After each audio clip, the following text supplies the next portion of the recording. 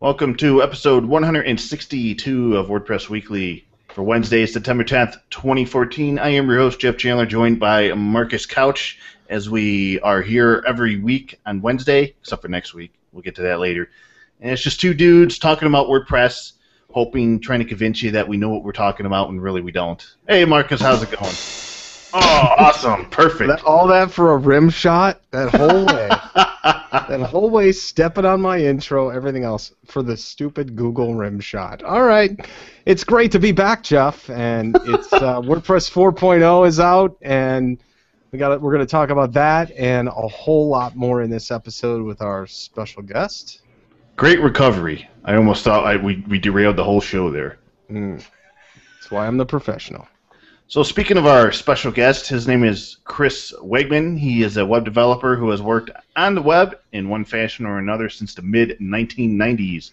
Boy, that was a long time ago. Starting in the days of HTML and Gopher was something that seemed cool. He quickly advanced to the really fun stuff, including PHP, JavaScript, and of course, WordPress. He currently works for iThemes as the lead developer of iThemes Security. Chris, thank you very much for being on the show tonight. Yeah, thanks, guys, for having me. So let's start with our first story here.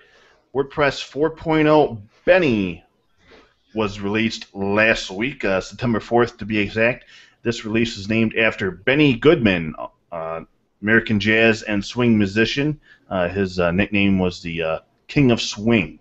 So pretty cool. And this was a historic release because it was led by Helen Husandi, who is...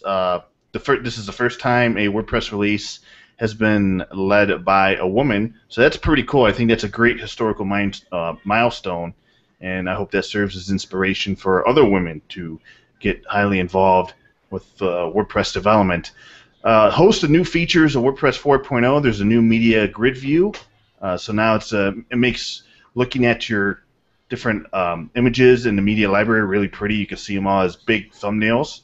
There's an improved writing experience with a lot of improvements to the post editor, sort of my favorite area of enhancements in 4.0. Then you have the O-embed previews, which is really nice in the visual editor. Now when you put in the URL to a whitelisted O-embed provider, let's say YouTube, you'll actually see the YouTube video show up in the visual editor. So it's another enhancement to the what you see is what you get type of editor. It's just really cool. I really like those enhancements. And then we have the refresh plugin install and search experience, improved language support during install in WordPress, and just a host of other enhancements for developers, such as the customizer API and query ordering. Marcus, have you had a chance to play around with 4.0 yet? And if so, what do you like about it? What I do like the new media browser. That's very handy as far as going through all your pictures without hitting next page, next page, next page, next page. So I really like that. That's pretty cool. I dislike the feature that you mentioned about the new plugin installation kind of portal, I guess you could say.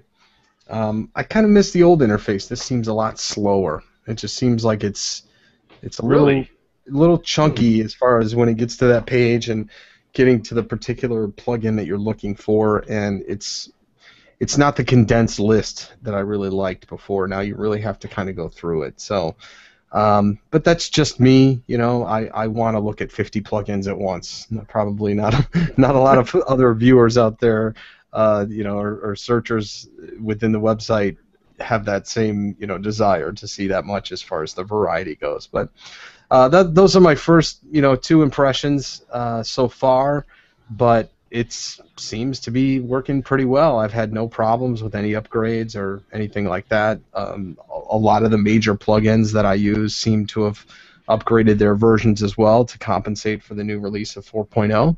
So far, so good. So I've been hammering on the fact that I really want sticky toolbar, sticky toolbar. So when it gets rid of dueling scroll bars, and it's really nice now. I could scroll within the content, and the sticky bar stays at the top of the page. I don't have to scroll all the way up in that little content area to get to the content formatting options, and it comes in handy especially on the MacBook Pro, where I don't have a lot of space for writing content. But I've noticed now that instead of I have some meta boxes that I use underneath the post editor, and I've noticed now that I have to scroll all the way through the content in order to access the meta boxes below the post content. As in the previous editor, I could just go to the right of the editor, scroll down, because it was like a separate area, and then access the meta boxes that way. So a little bit of a downside to the editor improvements, but it's not a big deal for me. Chris, have you had a chance to mess around with 4.0? And I've been testing it. what's your favorite? I've been testing it since the early betas. I'd imagine you have to, being the lead developer of a insanely popular plugin. It's funny. Truth be told, I test in the future version before I test in the current version. Well, that makes sense. So like bleeding edge nightlies, right? Or yeah, I mean, I have my own Vagrant setup, which is done pretty well. The primary Vagrant, so it does Legacy, which is the last major version, current, or stable, which is of course current stable, and then it does trunk, so whatever's in the trunk. So I've been doing most of my dev on trunk simply because backwards compatibility doesn't seem to fail. It's always the future compatibility that's the biggest pain point as far as being a plugin developer. So I've been really freaking happy with it. Awesome. Any thoughts on the new plugin installer, the cards, and the sort of enhanced visual experience of plugins? Have you already gone through and made the necessary changes to make iThemes security look good? We were one of the early plugins on it. One of the first. They only put that in beta. What was it? 2 weeks ago. Mm-hmm. And in fact, we did it so early that Nason pinged me on Facebook and said, "Hey, your file name's wrong." So we, and that was not just me. That was also Exchange. That was Backup. It wasn't Backup Buddy. Myself and Exchange are the only two on the repo. So we both had to go back and fix it. But I like it. This goes back. I interviewed for another prominent WordPress company that has a big blog and a lot of paid plugins. Long before even this plugin, I thought of monetizing it. And they gave me a trial project, was make the plugin update experience better. Well, there was not what we have now. So my whole thing was, let's pull in screenshot 1 if it's there, and put screenshot 1 there. They didn't like it too much. They gave me 5 hours, I think, to do the whole project. So to see this go to where they actually have good, similar to the lines I had done, and actually have good icons, I think it's kind of cool. I know what I'm looking at. I'm drawn to the image. I don't notice the speed issues Marcus is doing, but it could just be because I just simply don't download that many plugins. I don't have that many sites. I mean, being I do a plugin, it's not like I'm going out and downloading plugins for all my clients. I don't have clients. So maybe that makes it a little bit easier. Well, Marcus, when it comes back to the speed issue, is it just the fact that now you have big blocky cards and you have to wade through them all? Yeah, exactly. Is that what it is? Yeah, it's not a load thing. It's really just it takes me longer to get through that, to go through the cards and things. But, I agree with Chris. I think that, and Jeff, you and I have discussed it as far as, these little cards and the images that they have will start to resemble apps. So you'll start to, get to know your little icon as far as what these particular plugins are, and they'll have some branding and some recognition out there because of it. So for me, I guess it's just, the list aspect. Maybe I'm just looking for a longer list, and I'll get over it. Don't worry. You got a good point, though, Marcus. And I'm curious as to see how, as time goes on, people who are new to WordPress, how they react to it. Like, I go to it and I'm like, oh, WordPress SEO, I download it, boom. My eyes are just right to that, Yoast plugin. Because 20 plugins pop up, I'm attracted to the icon first, and that's what I want to install. I'll be curious to see how somebody who just Googles, or not Googles, but searches for, so let's say SEO, how does that affect their experience? As somebody who, dear to my heart, somebody who just searches for security, how does that affect their experience? I'll be curious to see how that plays out. for the new user, it's clearly geared towards somebody who knows the plugin they're going for.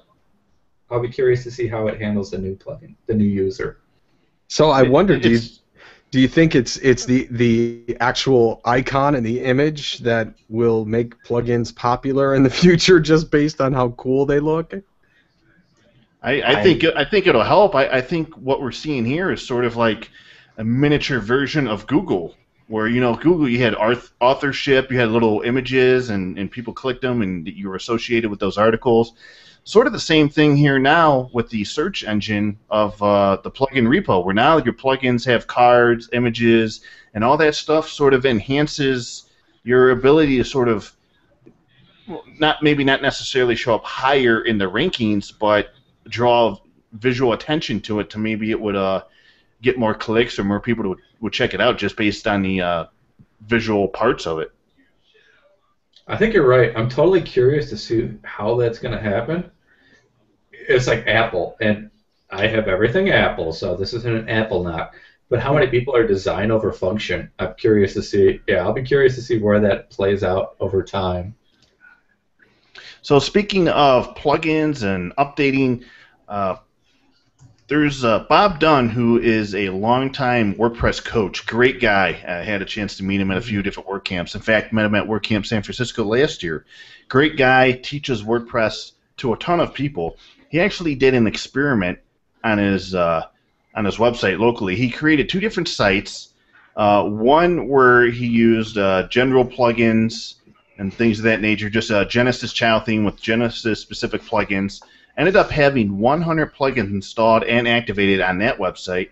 Then on another website, he used Canvas from iThemes with WooCommerce and several WooCommerce extensions, and that site also had 100 plugins activated. So what he did is he recorded a video of him doing the WordPress 4.0 upgrade routine with 100 plugins activated, which is really cool. My expectation was, okay, the server and his website is going to melt down because based on everything I've heard, I've read, the forum post, there's been arguments over the years about how many plugins is too many. Well, lo and behold, nothing happened. The site continued to work. The front end was accessible. There was no white screen of death. WordPress 4.0, the upgrade routine, went flawlessly on both sites with all those plugins activated and installed. Marcus, I don't know if you had a chance to see the video, but are you surprised that happened? I mean, considering all the horror stories we hear about of upgrading WordPress and because of this plugin or that plugin, their site breaks. Well, I have not had the pleasure to see Bob's video just yet, but I'm certainly going to. The notion of having so many plugins will slow your site down is no different than running a lot of different programs or applications on whatever computer or device you happen to be using. It's no different. It's a memory issue. So servers have memory. They have certain megs as far as how many, how much is allowed to be run. And remember, every single plugin is just like a small little program being run or a task being run within Windows or iOS or any of that stuff. So naturally, you've got to assume that with the progression of servers and things, memory capacity and that type of stuff, that the old myths out there that were established with having too many plugins were strictly memory-based and probably sloppy code as well back then.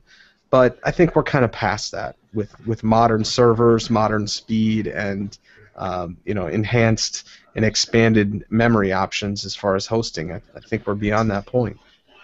Well, bad code and plugins, I think people would argue that we're still a long way, long ways from having a lot of plugins, with good quality code. But I think it's very encouraging that he used all these different plugins activated on the site, and they all played nicely with each other, and the upgrade process went smoothly. And it's not, as I've always said, and I'm trying to hammer this point home because I've actually had this question come up at various WordPress meetups where they say, how many plugins is too many? Is there such a thing as too many plugins? And although I say that each plugin you install, I mean, there's a risk with every plugin you install, and I think sometimes the more plugins you have, the higher that risk is to where when you update WordPress, that something may not play right with each other. However, it only takes one plugin to crash your site, and that's really the bottom line. So it's not like how many is too many. Like if you have 100 plugins and they all work together, that's great. But let's say you only have 3 plugins and you install the fourth one crashes your site. I mean, it only takes one. I'll chime in. Can I chime in here too for a second? Sure. It's not you guys are talking about the plugins during upgrade. Well, it doesn't fire all those hooks during the upgrade process. So let's just say 100 plugins fired plugins loaded. It doesn't fire that during the upgrade process. It fires that after the upgrade process is complete. So those plugins aren't actually doing most of what they're doing. And I'll say this as, it's funny I didn't meet you, Jeff, last year in San Francisco because Bob Dunn and I were kind of WordCamp buddies. We had a hotel next to each other and seemed to share every cab to and from these hotels. And my first experience with Jeff in person was WordCamp Miami this year, where he walked up to me in front of a group of people and says, "You're the guy whose plugin made all these sites crash." Gee, Jeff, that doesn't sound like you at all. When I launched, and he was right. When I launched 4.0, we spent about a week there where we had a pretty major bug that did cause a lot of problems. We can't, any given plugin can be that plugin. But during the update process, it's a little bit different because all those plugins aren't firing all those hooks that would normally cause issues. Okay. And that's a very big difference to think about. Now, this isn't to discredit Bob's upgrade. What I'd be curious to see on Bob's upgrade, on the next, say half hour worth of page loads, what changed? But the upgrade process itself is fairly benign as far as plugin issues making themselves known. Well, I have to keep that in mind. Maybe he can do an experiment number 2 with maybe some more in-depth research or something like that. But I don't know. It's still cool to see. It's totally cool to see, and I I had the same reaction. I'm like, damn, that's a lot of plugins going, being upgraded at the same time. But then I stopped and thought, well, let's see what happens the next time he loads the front page that isn't cached. Yeah. So Flywheel Host, speaking of servers and everything else, Flywheel Hosting has secured $1.2 million in funding, which is really cool. The company has been around for about 2 years now, a year to 2 years. I've heard nothing but great things, both in person and reading comments online from Flywheel Hosting. Dusty Davidson, Dusty Davidson, CEO of Flywheel, he's and his team there at Flywheel Hosting are doing a great job, and they really got something going there with their hosting company. Flywheel, mostly their clients, their customers are in the design area, so they have these different they concentrate on that segment of the market, the designers, and designers have design agencies, and they make things really easy for agencies to use their service to host their clients on, and they just have A1 support, and they're doing a really good job. So it's just congrats to those guys, and they also introduced some tiered pricing levels, so that's pretty neat. But congrats to them, and Chris or Marcus, have you had any experience with Flywheel Hosting yet? I have. I love them, and I used them once for a client project, and the nice thing about that is that when I was done with my staging, and even though I was the one that signed up, the handoff as far as the exchange of billing and payment information to right to the client, so they could take over as far as the billing, was seamless. So you knew that they had thought that out ahead of time as far as being a designer, and that being one of the obstacles that you frequently run into is you have to go and set things up for clients and then hand it off. So they really thought that one out. So I'm a fan of the model that they've got, and I wish them nothing but success, and hopefully they can use this cool 1.2 mil and develop some really cool services. I haven't used them yet myself. I've used WP Engine. I've GoDaddy. One of the big GoDaddy WordPress reps just moved to Austin last week, so I've been talking with them, and frankly, very impressed with what they've done. I've used a couple other services. Rackspace is talking about the space and various functions with their cloud sites. So I've used so many of them.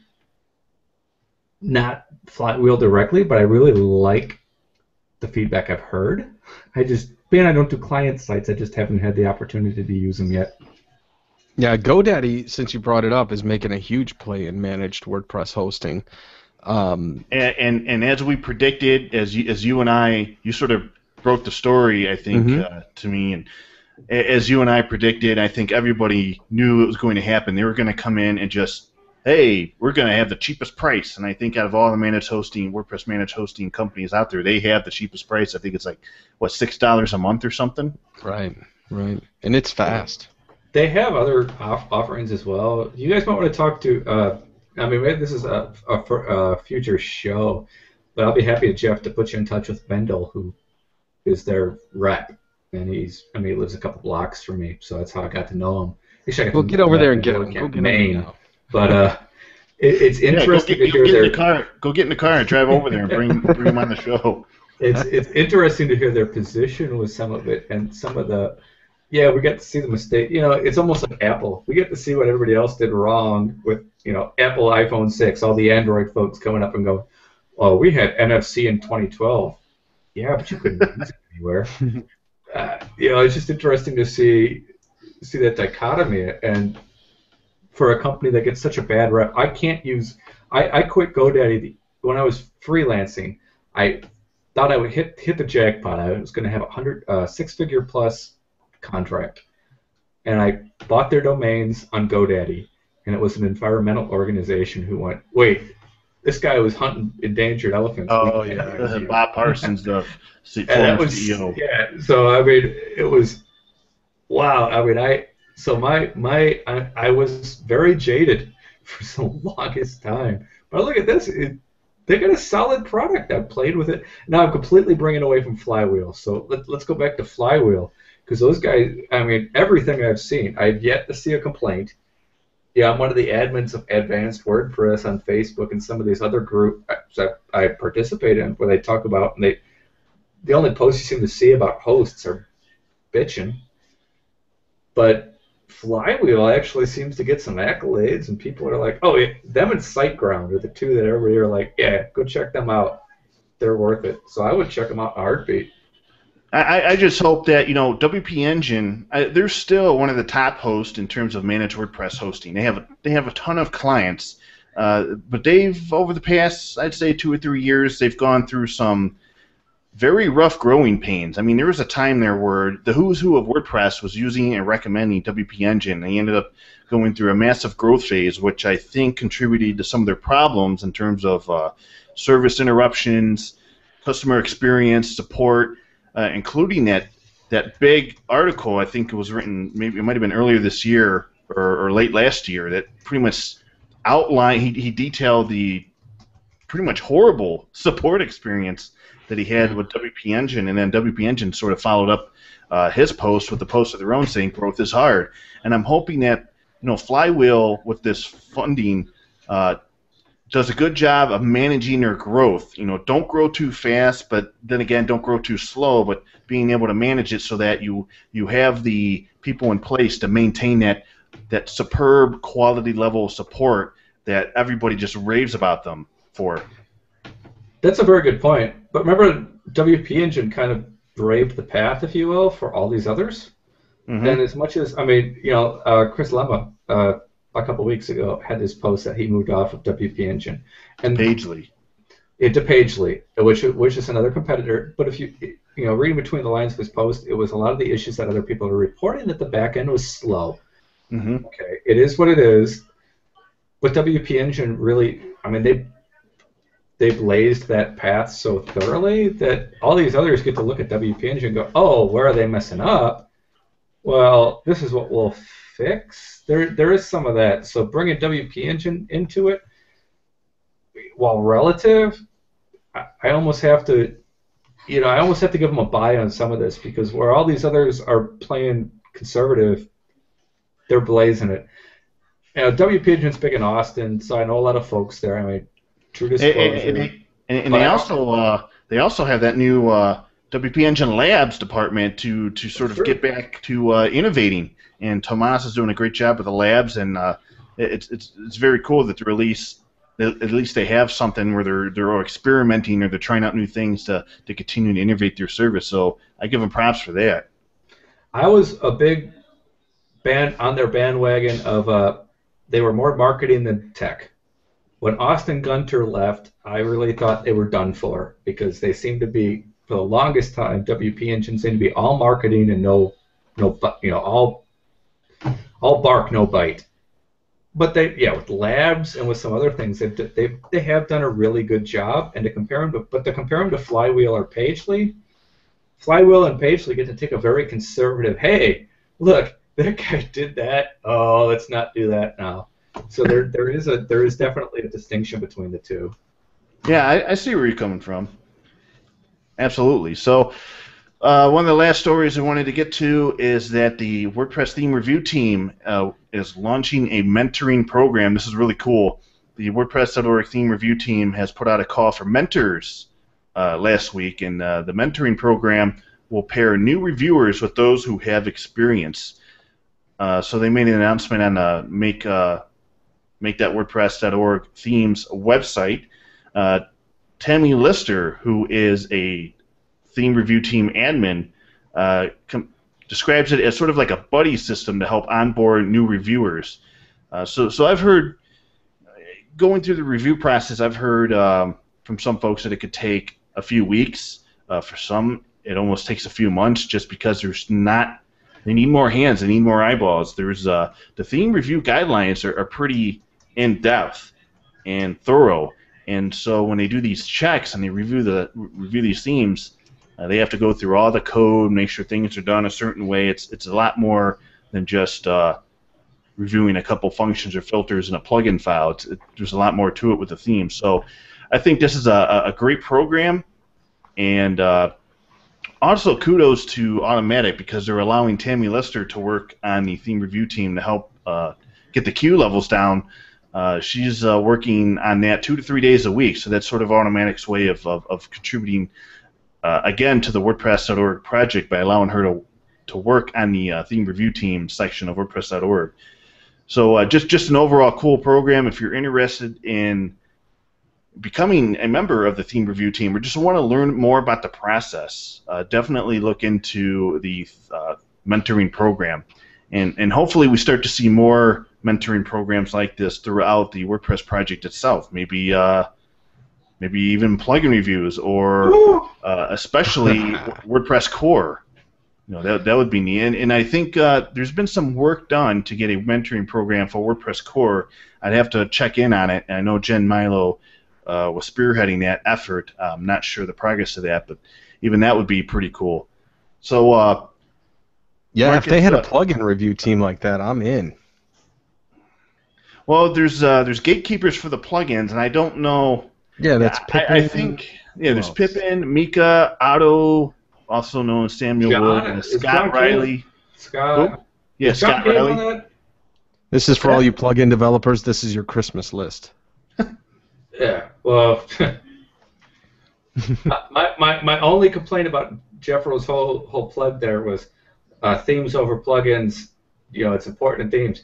I would even say it's more important plugins, but hey, Yeah. I'm clearly biased on this. No, not that it's more important.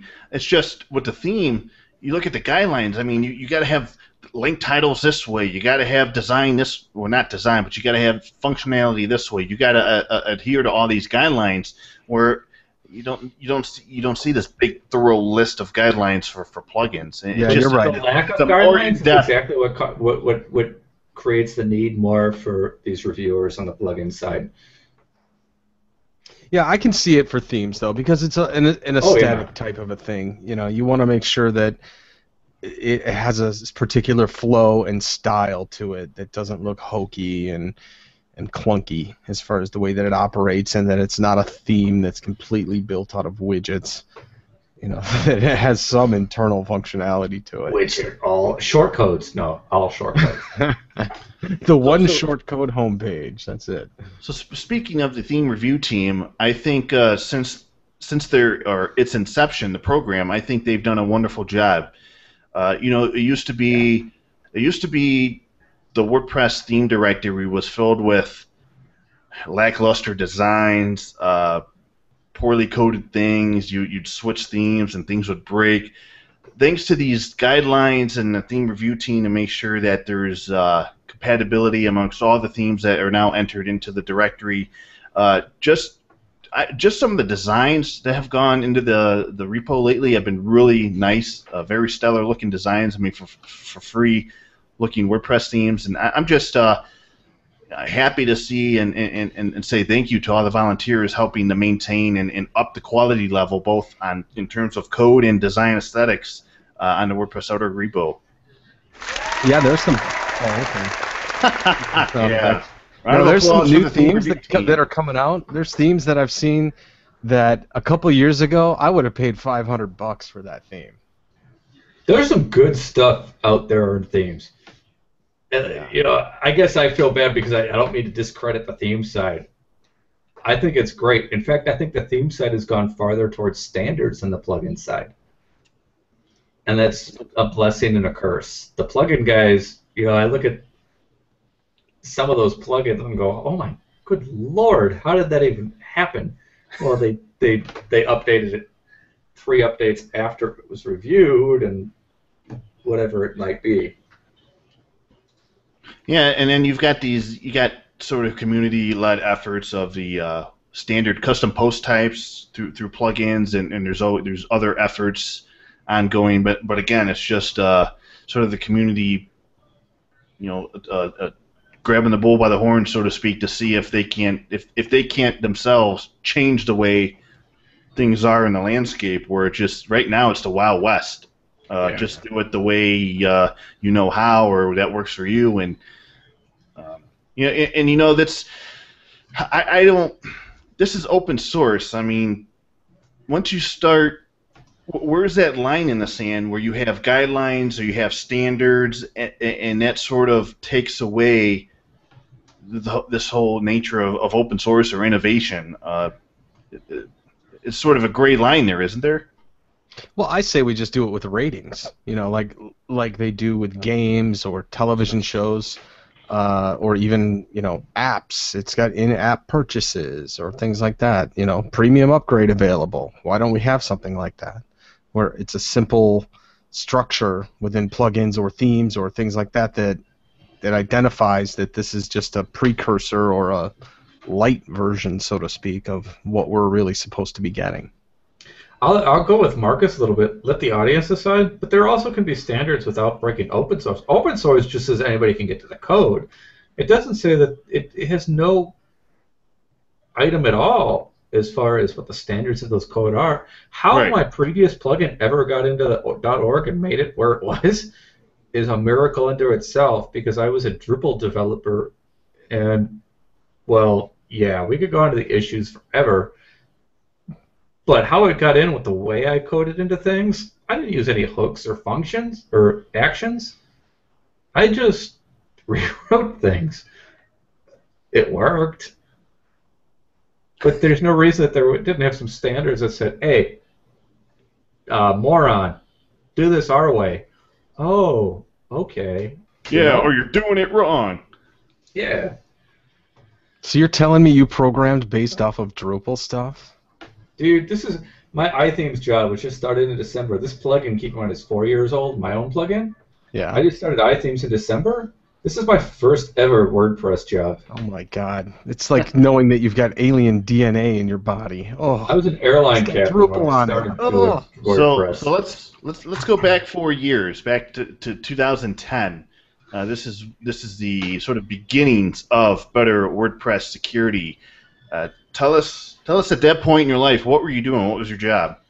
I was working. I got to even go back a little bit further than that to kind of make this even make any sense. I was an airline captain until 2007. I had a class date with Horizon Airlines and a couple of other offers of class dates with or airlines like SkyWest and some of these that would have paid me like $15,000 a year. And then my alma mater called, which I went to college for aviation, and they said, "Hey, do you want to?" I was a student worker fixing their computers. They said, "Do you want to do this again, like full time? You can get any degree you want. We'll pay for the degree, so on and so forth." I said, "Whoa, now we're talking." So I shifted careers. Now move on a couple of years later, come 2010, I had been doing like my whole thing was my official title was land systems specialist, which was supposed to be basically fixing desktops. I had 100 and something faculty, 300 students, a whole bunch of servers, and then the big thing was they had no digital marketing. There was no web. There was no communications between any of these people other than, "Hey, let me walk over to your office and talk to you." Nothing was digital. So I was totally all about the web. So I had actually started this as a student worker writing a content management system for them. I wrote an ASP Classic back in 2000. Come 2007, I finally migrated it to PHP. And come 2010, I said, "This is just stupid. I'm not going to rewrite this thing again for what's new. There's other things out there." So I did a whole big review of content management systems and built it in Drupal. And that was their main website. In fact, that site was just pulled down a couple months ago. But on the flip side, Drupal 5, Drupal 6? Drupal 6, right as it came out. But on the flip side of that, that was their main website. But there was all these little things like if you go to weather.aviation.siu.edu, or all these little side sites that were, all this information that didn't pertain to their outside audience, such as safety information, weather information that students need to plan. Are they going to fly today? What's the weather doing? Here's the details. All these little sites. It's like, well, Drupal doesn't make any sense for that because I'll spend a week just putting up each little freaking individual Drupal site. WordPress MU just hit 2.9 in that time, so I went with WordPress. Well, actually it was before 2.9. I went with WordPress MU and launched that. So there was that. So now I have two sites. I'm maintaining WordPress and Drupal, mostly Drupal, and all these other sites on campus were getting hacked. They were all Joomla.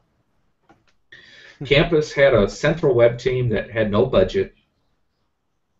I don't know the background of the people, but no budget at all, no real ability to keep up with things, and all these little, every department was a web presence up to itself, and here we were ahead of what campus was doing, so we were getting threats of. I remember a call from the head of campus communications. Well, you guys are doing quite a bit. We'd hate to pull you back just because, because we couldn't keep up, is what it was. Making them look bad. So all these sites were getting hacked. I'm like, well, if we're hacked, we're done. That can't happen. If we're hacked, all these sites, campus is going to take them over. It's a politics play. I got to stop this. So I started on the WordPress side. I had like 20-something plugins just for security. I had limit login lockdowns and hide this and hide that and limit this. Oh, I don't even remember all of them. And I said, I got to do something better. So the better WP security was literally my attempt to do something better. I started putting a lot of those initially because they were all GPL. I copied a lot of code, and within about 6 months, I think I don't think I even have a quote back to anybody because I don't think there's a line in that code that comes back from any other plugins anymore. Well, I mean, you learn different ways of doing it. I mean, their approaches to things just didn't scale when you started stacking together all these features is what it came down to. So I rewrote the whole damn thing, reinvented the wheel far more times than probably I should have. And the thing took off. When I left Southern Illinois in January of 2012, I had 10,000 downloads. By South by Southwest, in fact, I was just talking about it before this podcast because we were joking because that's when I gave up Android because my Android phone crashed the day my plugin hit 50,000 downloads, which was at South by Southwest. And the Android fanboys were like, "Oh, we're gonna fix this." They couldn't fix it. I've been an iPhone ever since. Another story. Now the campus, what you were in charge for was never hacked, thanks to your Better WordPress security. But just before you left, the main campus's websites were, right? Yeah, we were never hacked. It was October. I was sitting at a bar, go figure, and I get a call from the head At SIU, imagine that. the acting head of campus IT. He says, "Hey, can we borrow you for a bit?" I said, "Yeah, I'll talk to my department chair if it's a day or two." He says, "No, we're gonna need longer than that." I said, "What's your time frame?" "We're gonna get till February." Wait, okay, what's going on? Well, we were hacked. How bad were you hacked? Like, I mean, the gist of what he told me was basically everything they had malware in it. Oh, And whatever. But I didn't go over there. I left campus a couple months later and went to work for St. Edward's University. Redeveloped this plugin. To make a long story short, this plugin's been kind of a passion of mine. Where I've always noticed a weakness, the plugin's not geared toward every technique in the book. It's geared to securing all the best practices. I'm not trying to secure your network. I'm not trying to secure your server. I'm trying to secure all the stuff that when you install WordPress tends to be overlooked. It did so well. I mean, last year it did $25,000 in just donations. It wasn't a free $5,000 in donations. Wow. I couldn't. But the problem with that was I couldn't keep up with it. As far as support or updates? As far as support, I had a choice. I was working 40 hours a week. I could spend another 40 or 50 just doing support. I could spend time on top of that just doing new features, or I could redevelop things. And that's when Matt Cromwell from Advanced WordPress and Foo Plugins and Adam Warner. I met Adam Warner at WordCamp Miami 2013. And he hooked me up. He says, "Hey, look, we're about to launch this. We're looking for plugins to launch." I said, "Yeah, let's put Better WP security on it and sell support. That'll get me out of the support because I'll only do support that people are paying for." And this is your way to contract out, sort of outsource the support for your plugin, right? more importantly, this is my way of reducing my support load. Yeah. At least for me at the time. And that went great. By October of last year, I couldn't even keep up with that. I just couldn't. So Matt Cromwell said he'd do it. So I gave him almost all the profit and said, "It's all yours." And at the same time, I found Corey. And Corey, they got Backup Buddy. They got Exchange. So they've got, what's one big part of security is backups. And what are we trying to back up? We're trying to back up people's businesses. What are we trying to secure? We're trying to secure people's businesses. Well, Exchange was that entire other half of the equation.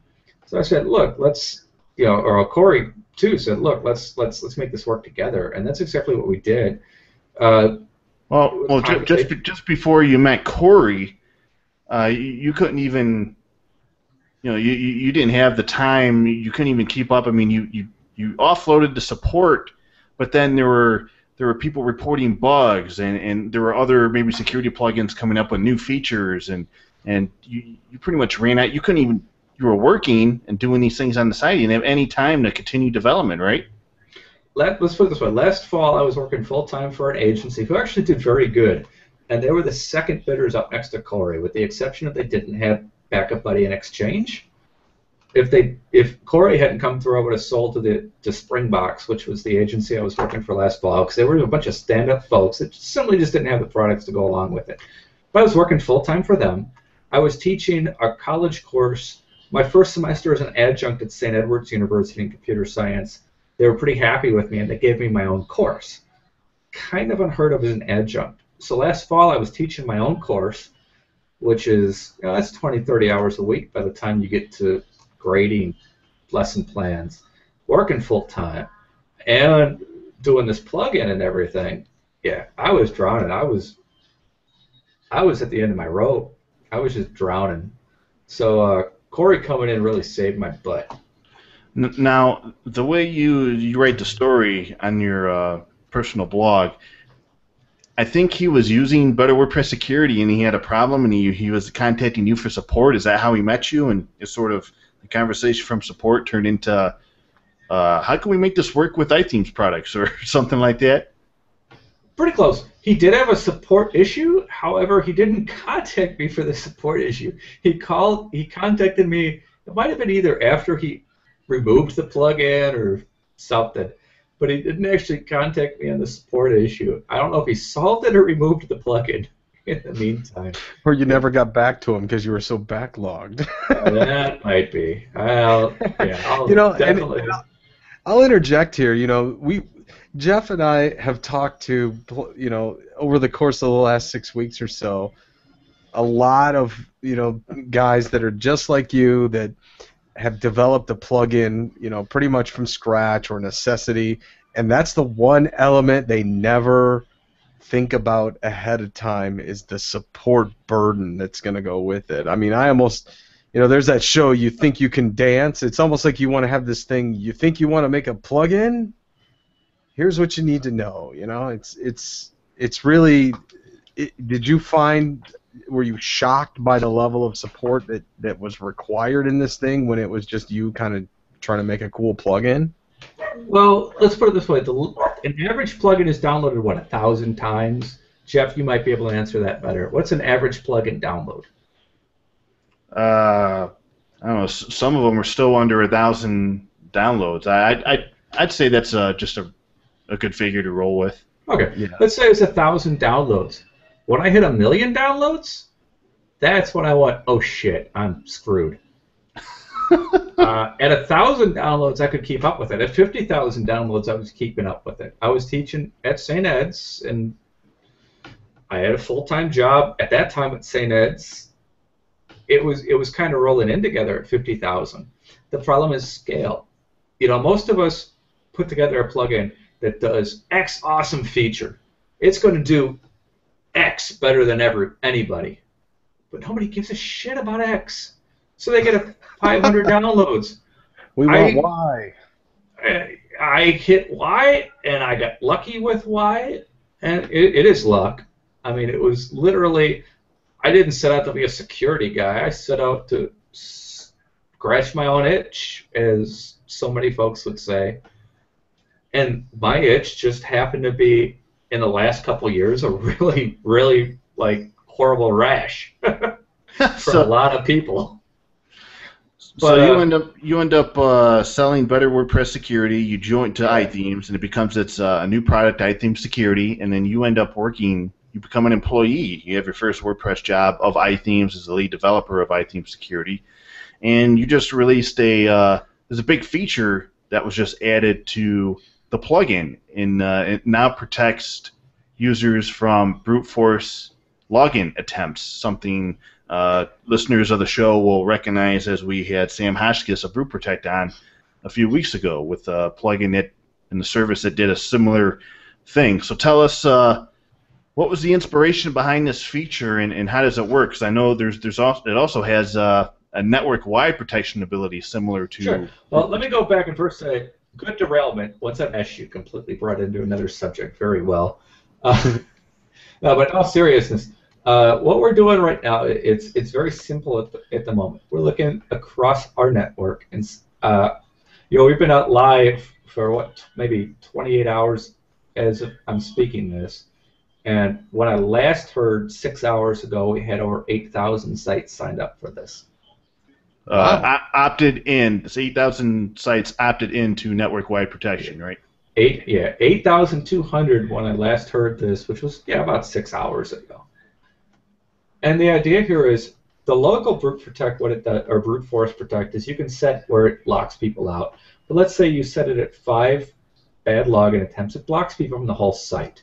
Because we just assume they're trying to get near sites, so it blocks them from the whole thing. There's a very valid reason for that. But what happens, so you've seen, let's say that is a valid attacker. So then they go on to the next site and they try to get in it.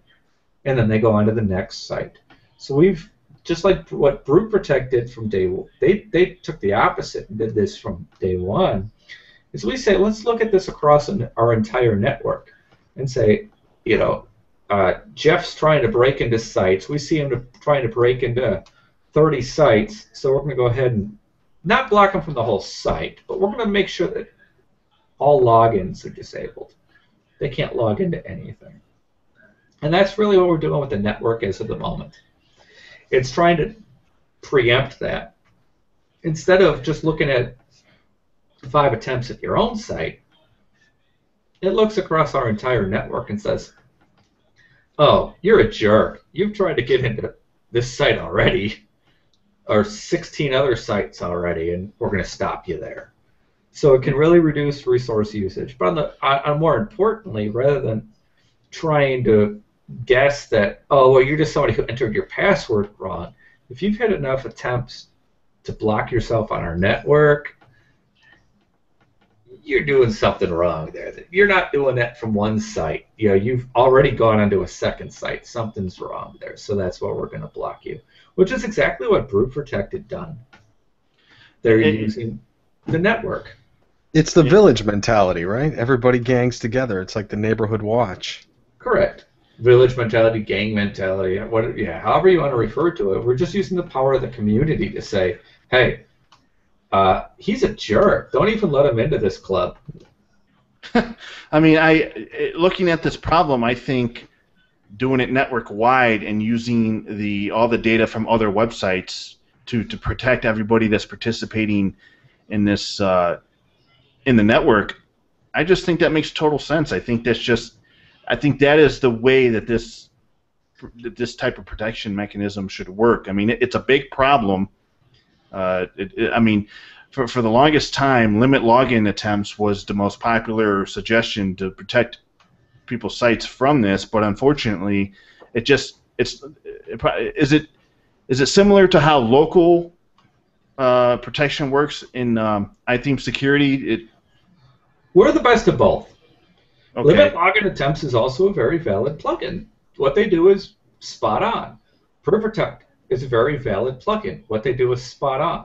In the case of limit login attempts, so Jeff's been trying to hack into 30 sites. We see him right away, we can block him. On the flip side, what if the network's down? What if they can't get to Brute Protect? So we do both. We have the option of both the network and the local.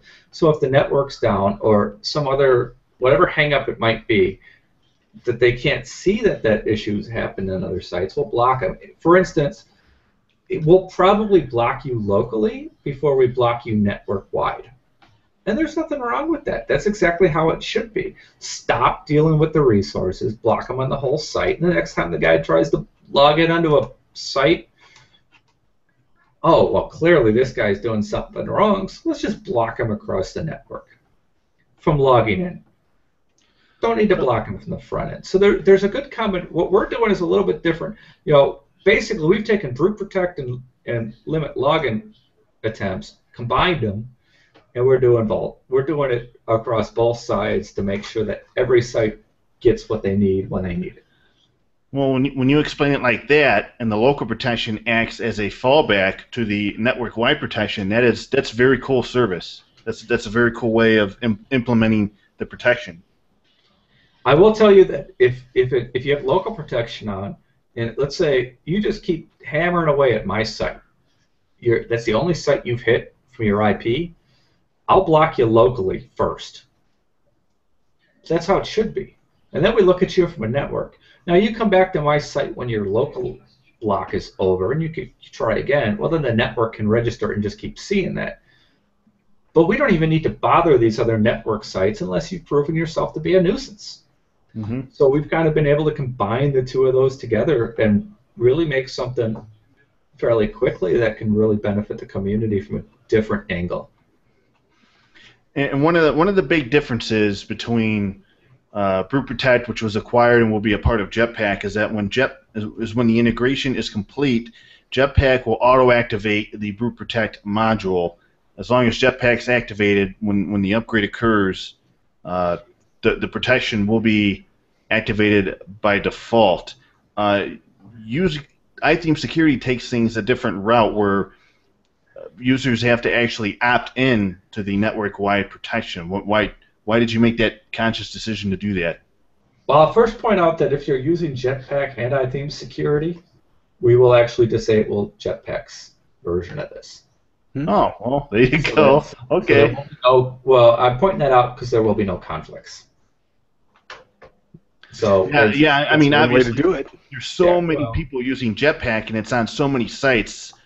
You wouldn't want to put yourself in a corner to where you can't use your plugin on all those sites with Jetpack. So I can understand that. people can still use us, but why do you need, I mean, all of us have to, we have to send data or we have to read data. That takes time. So why double up the effort if we're both doing the same thing? So if you're using Jetpack and us, we're not going to double up the effort. We're going to disable Jetpack's use of of their protect module, and you're going to use iThemes security. Okay, so I'm glad you made that distinction for the listeners out there. So you don't have to completely disable Jetpack, right? It's No, just not at all. We're that just going to module. disable that module so it's not Right. conflicting, and it's not.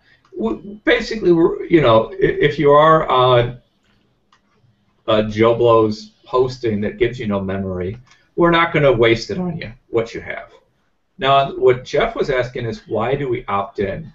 And there's two reasons for that. And I'm friends with George. I really respect George, and I really respect Jeff Black's position, but I don't agree with opt-in on anything.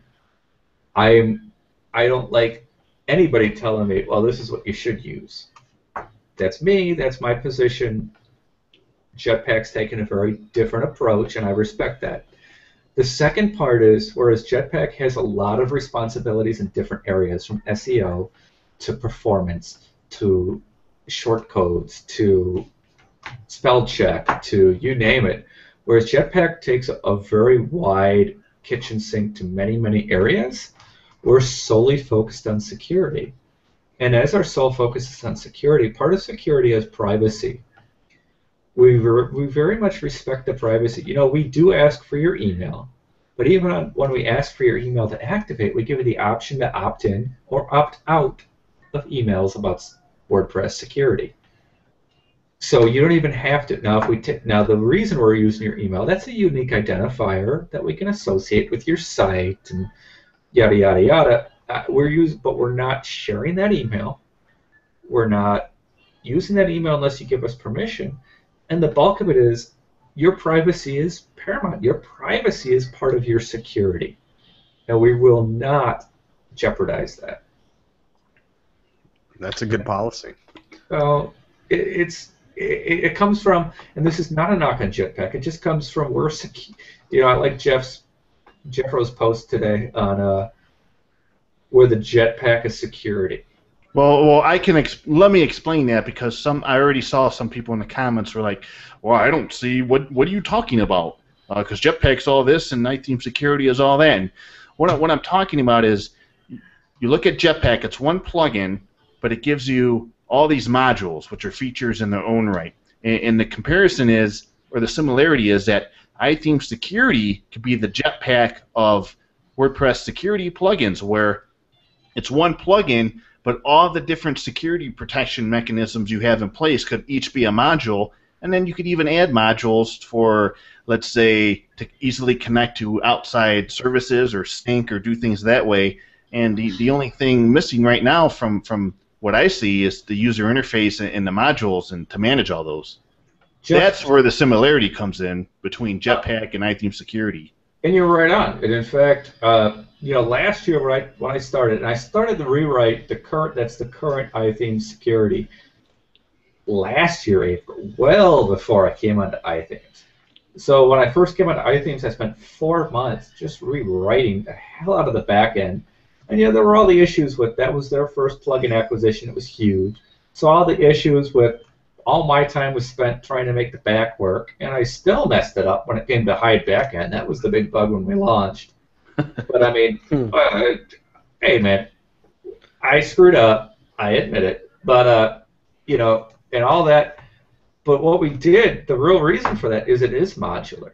If you turn on any of the enabled features, enable 404 detection, for example, or enable away mode.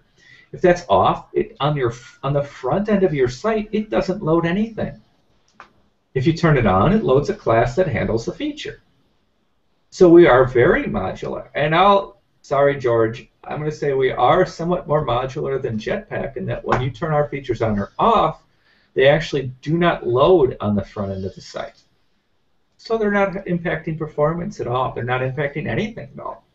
And see, I hesitate on the connotation of making the similarity with iThemes security the Jetpack because obviously of the reputation it has, and there's a lot of Jetpack haters out there because there's all these modules and they load and you can't just shut them off and things load even though the modules are disabled and all this other complaints and stuff that people bring up. So you just describe my view of Jetpack.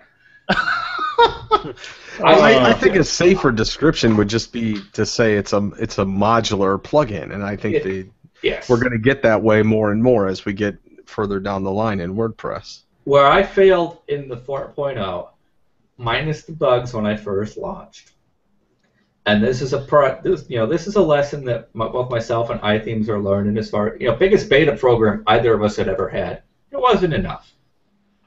Okay, so be it. We've moved on. But the bigger lesson here is the UI, because as I'm explaining the modularity to you here as I talk to you, that's a pretty big failure on my part as far as UI and UX. So we're working very hard right now to explain that, because frankly, Jetpack was a big inspiration for how they do that modularly, with my advantage where I didn't have the overhead already there, where I could say nothing needs to load front end. So I was able to make what they're working on step 1, and my step 2 needs to be the UI. They did UI step 1, and now they're going back and making the loading step 2. So we're approaching it from different angles, but I respect the Jetpack folks quite a bit because that's exactly what we are going for with security. Every single time you click enable X, whatever X is, whether it's 404, file change, whatever, a friend of mine, Victor, he's got a last name I can't pronounce, but he makes a plugin called What's Running. I challenge you to look at What's Running. Run it on your front page and run it with iThemes security. Every time you turn on one of those features, it's going to run more files, which is another class to run that module. So I've gone quite far in order to eliminate that, and I think I've done a pretty good job as far as modularity. But nobody knows that because my UI sucks. Well, very much looking forward to that. We have a question here in the chat room before we wrap things up here with the interview. And Jacob Smith, who says his site is one of the 8,000 you mentioned participating in the network-wide protection, and he wants to know, how does the network brute force protection work? Does his site call into the iThemes network and then update the .txt access file, or how does that work? I'm actually looking at this question. What it does is on the first load, like when you log in, if the login is successful, it's gonna ping our network and say, hey, is this guy a problem or not? In other words, did he steal your password already or not? Is this part of a bigger attack? If the answer is yes, we're going to block you. You can't log in. If the answer is no, we're going to cache that for a variable length, depending on what we see on the network. Typically an hour. If it's a good login, we'll cache that for an hour. We're not even going to ask. We're never going to ask the network again. If you log out and log back in with that user account, we're not going to ask again and say, okay, this is good. But basically, what we're doing is we're asking on bad logins.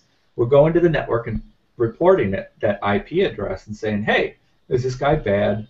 Have we seen him doing this elsewhere, or is this just I screwed up and mistyped my password?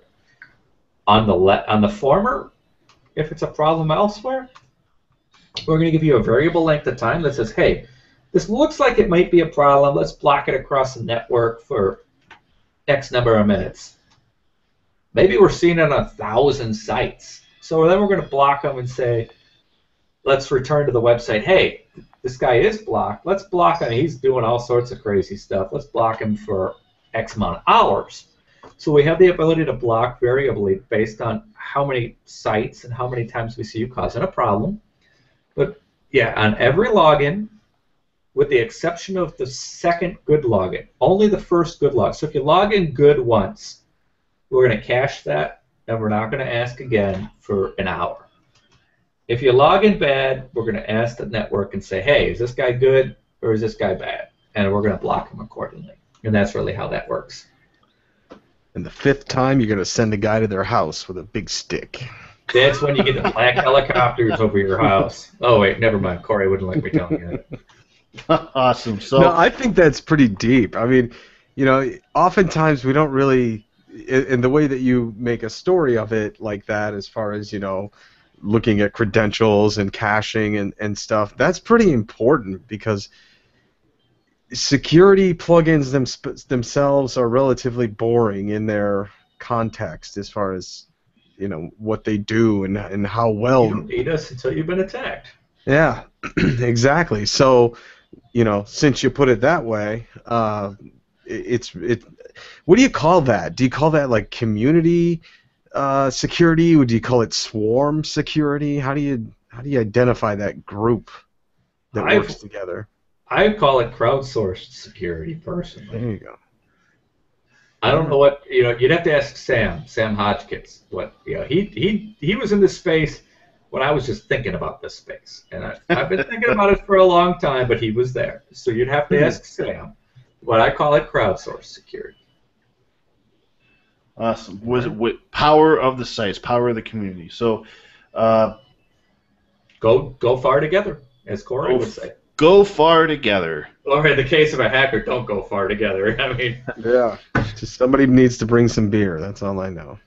So I'm sorry, I'm seeing Jacob's post up here. It's not through htaccess; it's just through PHP that we're blocking. So when you're blocked by the network, we're not trying to write to your files. We don't want to permanently block. Maybe it was a fluke. Maybe it was a college class where you had 40 students logging into the same multi-site with the wrong ID because it's the first week of class. Well, that actually happened at Buddy Camp Miami this year, where everybody tried to log into the demo site, and Yeah. the web host thought it was some brute force attack going on.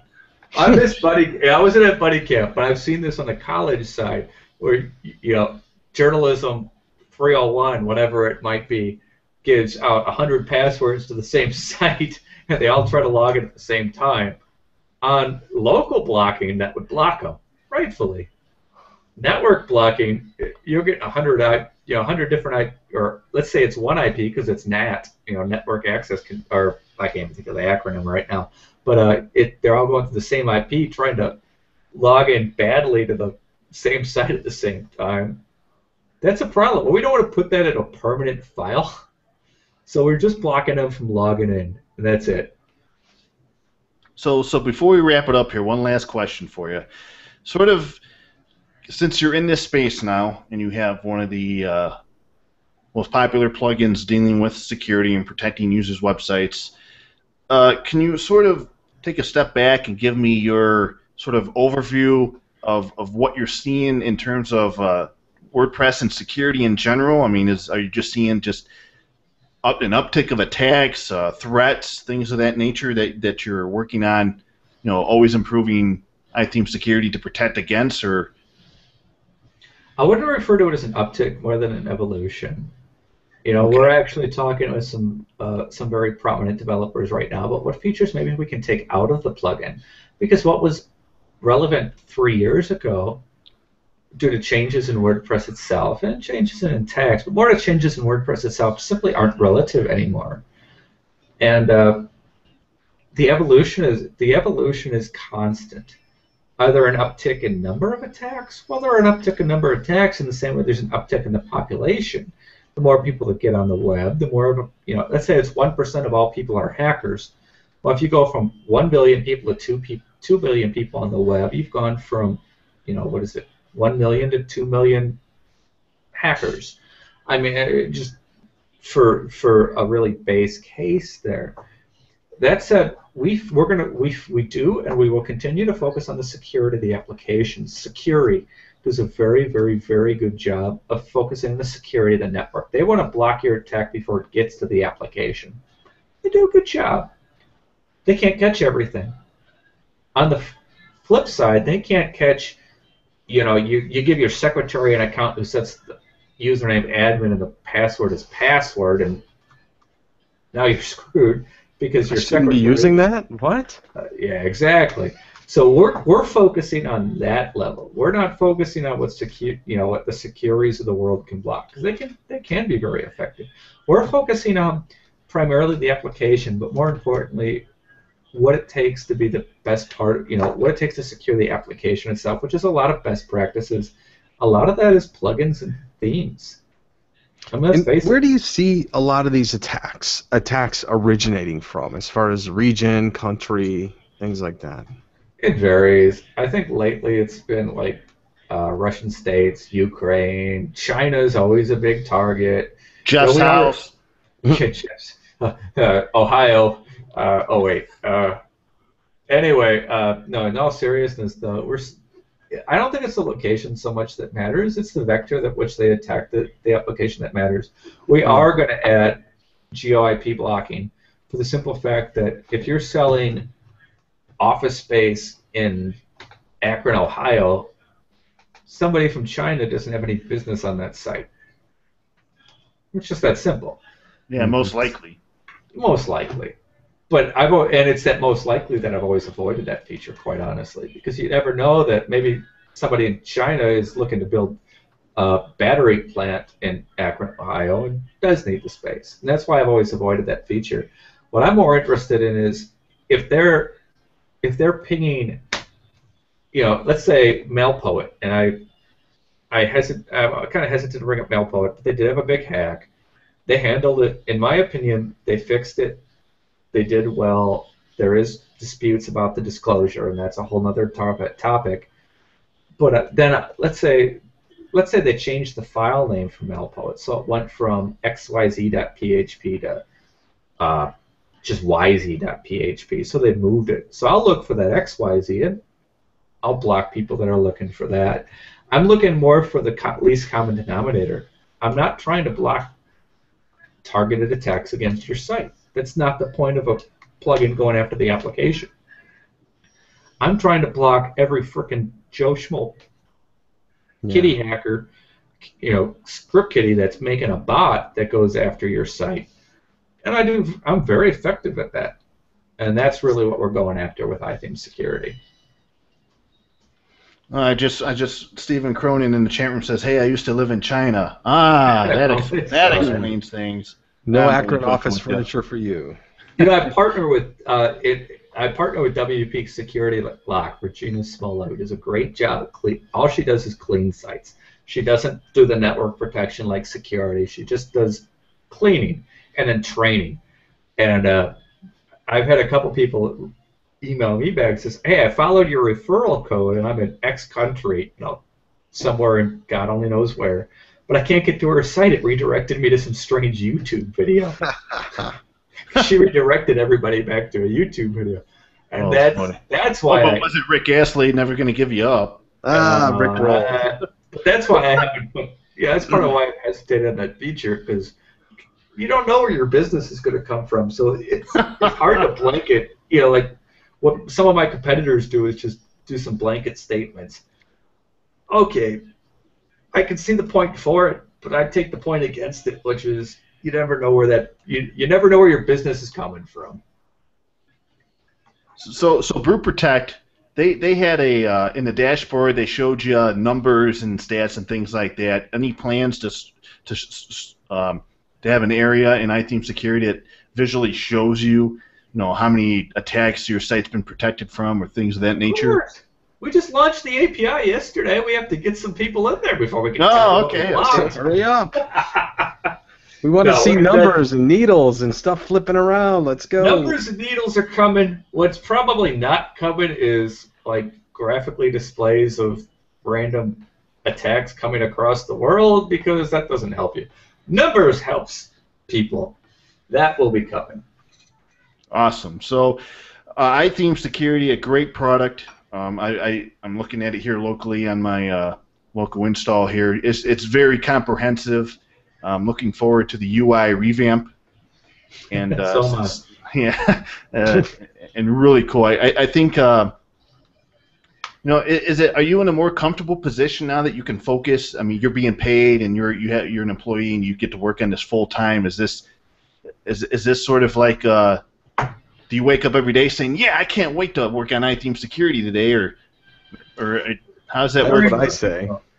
I'm remote, which is only half of iThemes is remote. So I think I drove Corey, and particularly Matt Danner nuts a bit, because my priorities and what I see aren't what they necessarily see from a business point of view. But I sold it to them because I don't have that business point of view, and it's all good. Yeah, there's definitely some at odds there, but man, I'm loving it. When we first did this first revamp, if go back to it, download an old tag of 3.x, and you'll see why I needed to rebuild this thing. So we rebuilt it. It's modular now. Next step is the UI. Corey and I were talking about that today. That's a pretty big project from my point of view because that's half of the rebuild. So, 4 months was the first rebuild. So, that's a couple-month project for me, which I don't think they're too fond of. But, I mean, again, they have the expertise that I didn't have. So it's nice. I can finally look at this thing and go, hey, this is the next step it needed to take. And it's doing it. Come on, it got me on your show. I mean, that to me, trust me, that doesn't take much. Yeah. Thanks, Marcus. Already like, this is pretty cool. Yeah, every Wednesday morning, Marcus is like, okay, who's the guest on the show today? And I says, I don't know. I'll find out in 10 minutes. Let me go ask somebody. Ouch. That's right. Well, in that case, I guess I was a leftover today. I don't know. Which one of us? No, now wait a second. You were the first person I thought of, so there's that. Right. So, Chris, I drive Corey and Matt nuts because I definitely approach it from a different angle than they do. But I think we're going in the right direction, and even if there's some speed bumps along the way, I think we're doing the right thing.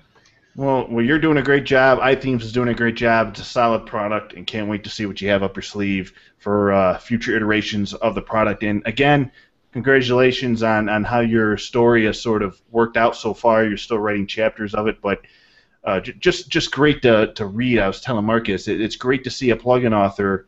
I mean, Sam Hotchkiss was in a similar boat where he created a solution to a problem, and within a year or two, it's acquired, or somebody else, a developer, sells it and ends up becoming much bigger than anything maybe they ever thought possible. So it's just great to see those stories, and I like to see more plugin authors publish stories like these.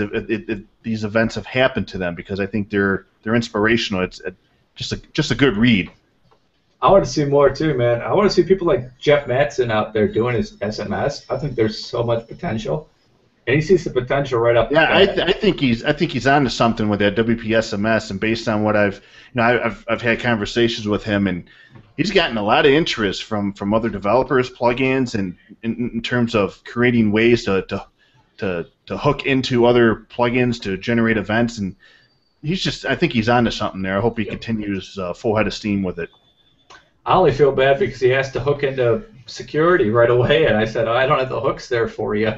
And they're probably not going to be there for a few months. So he's ahead of me. He's doing really well. So how can we keep tabs on you and give us the URL to your blog so we can see what other stories you may have up your sleeve? Sure. I blog at chriswiegman.com, ChrisWiegman.com. You can also find me on Twitter at Chris Wiegman, ChrisWiegman. Chris, awesome job. Thanks a lot for being on the show. I know you have a very early flight tomorrow, and this is we're still going here, except you're in Central Time, I believe, down in Austin. So hope you get some sleep, and hope you don't sit next to a crying baby on the plane. Thanks, guys. I really appreciate being here. Thank you. Thanks for joining us, Chris. We appreciate that. Thanks, Marcus. And that was Chris Wiegman, lead developer of iThemes Security. Great guy. If you ever get a chance to meet with him at a WordCamp, definitely go up to him, shake his hand. Really cool guy, very approachable. And Dallas, like I said, Rhode Island. If you're in Dallas or Rhode Island. Hey, you were supposed to leave the show. I didn't know you were still here. Okay, WordCamp Dallas or WordCamp Rhode Island. WordCamp Dallas, that's the weekend of October 4th and 5th. Tickets for that are gone. So that event's already been sold out. And when's WordCamp Rhode Island? Week before Dallas. I think there's still a few tickets left.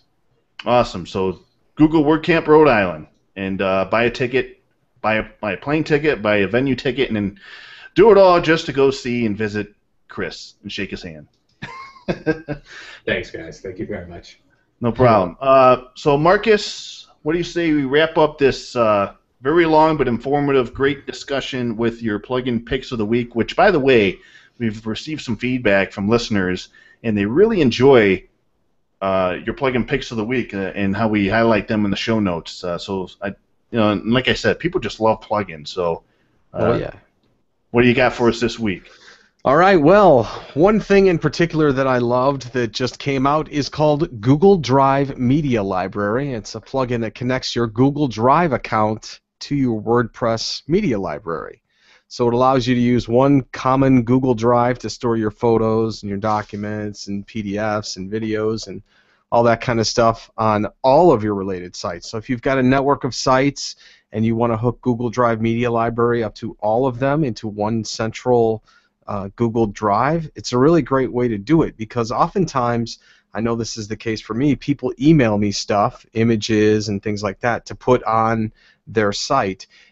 And if you have Gmail, you can just click Save to Google Drive.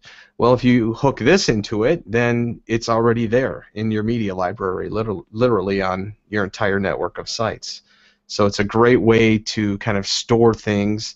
I only now use my Google Drive for this purpose. I have a separate account that I grab all my email and put it all in, and this works great. That's pretty nice. So it's like a way to back up your media. Exactly, and it's easy access. And again, it's something that if you don't want to let clients in the back end of WordPress or to upload media files or things like that, or you don't want to download them from email, then have to upload them again into the media library. This is a really quick, one-click solution to get rid of all that. The next one is Speech Bubble. This is pretty cool. This is just like Skype chats or maybe texting. It has these little icons that represent people, and you actually get to do this within posts. So, Jeff, if you or I were having kind of a conversation and I wanted to document what you said and then what I said and then what you said and what I said, you can do this within short codes, and it has these little people that come up with these big speech bubbles, and then you can just put that within your post. There's 9 different combinations as far as your conversation bubble styles, and you can mix and match them into the post. You can use them all at the same time if you wish, so it's really versatile. It's really just kind of a fun way to display conversations or quotes within posts. I mean, that makes sense. If you, I'd have to check it out. But I wonder if you can label those speech bubbles so people know who's saying what. Yeah, and it would be fun to actually change the speech bubbles. I didn't see that function in this plugin, and obviously you could hack your way through it, to be custom so that if it could use your maybe Gravatar and then my Gravatar or Twitter icon. Yeah, that would be neat. Something like that. That would be pretty cool. And then finally, well, this one's named after you. It's not named after me, but darn it, it sure helps to get some airtime. If you name your plugin WP Couch Mode, after my last name. It's a handy plugin that provides a clean reading layout at the tap of just one button around your content area. It's much like reader mode in the Safari browser, or like sometimes you'd see those print mode style posts where you just click the print button if they had it, and then it would take them to another page that was completely clean and free of sidebars and widgets and advertising. So it's like a front-end version of distraction-free writing? Absolutely. That's a perfect analogy for it. Thank you very much. The bonus of it is it actually does have a print button too. So maybe they've just fooled us and made a print plugin and called it something else. But either way, it gives your reader just a one push of a button way to read your posts in a distractless rather way, without obstruction as far as any sidebars or ads or anything like that. That's pretty cool, and I bet you something like that would come in handy for definitely in like mobile view, so you get rid of all the cruft and you just see the text. Yeah, or get rid of their... But I bet a lot of sites that, need advertising display the ads, they're not installing this thing. No, definitely not. But people that care about getting reads, I think this might be something worth looking at if your site is otherwise cluttered maybe and has a lot of in-between stuff. This might be a good thing. And by the way, this also is probably something that is kind of accessible too, maybe a better way to present your content to people with maybe sight disabilities or things like that. They might be able to enlarge it a little bit easier than what your typical site would. So maybe it has that added benefit as well. I think I have an idea from a next poll question. I'm gonna ask people: have you ever printed out a web article? I mean, do people do that? Do people print news articles? I mean, tutorials I can see. I mean, that sort of makes sense. And recipes, that makes sense. Mm-hmm. But like a news post, yeah, I don't know who prints out news posts. Yeah, Except for people like Rush Limbaugh or those radio people, so you can, all the paper rustling over the microphone. Yeah, I don't know, but it's there. If it just depends on your circumstance, I guess, with your site. So if I was going to create a new plugin, I'd somehow have to call it Couch something, integrate Couch into the name, and you'd write about it or say something about it. It doesn't hurt. I mean, it's the least you could do. I mean, I'm dedicating a plugin to you. I have your name in it. Anyways, that's pretty cool. I might review that for the tavern in the next few days. Pretty cool stuff. So that's going to do it for this week's edition of WordPress Weekly. Next week there will be no show. I'm on a staycation, so looking forward to that. The week after that is going to be a late show because we're having Andrea Middleton on, who works for WordCamp Central. So we're going to be talking about all things WordCamp. I'm looking forward to that because there's a never-ending list of WordCampy stuff to talk about. Yeah, and that sold out super quick, and I got in this year. Hello. Yeah, but bing. Hey, where's our rimshot guy? Oh, he left. So that does it for this show. If you can find show notes for this episode and all other episodes on wptavern.com, look for the WordPress Weekly category. And you can follow me on Twitter at Jeffro, that's JEFFR0. And Marcus Couch, how about yourself? You can find me at my website, marcuscouch.com, and on Twitter at marcuscouch. All right, so everybody have a safe, enjoyable week, and I'll talk to you again in about 2 weeks when we have Andrea Middleton on. Take care, everyone.